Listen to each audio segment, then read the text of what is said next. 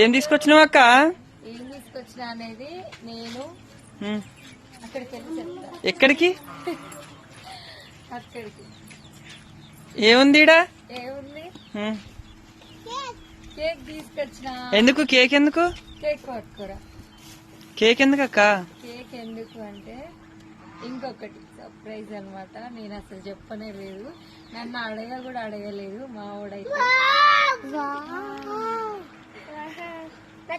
కానీ ఈ రోజు పొద్దు నుంచి వీడి పుట్టినరోజు ఉందని నేను ఒక్క వీడియో కూడా పెట్టలేదు. అంటే నాకు తెలియలేదు అనమాట.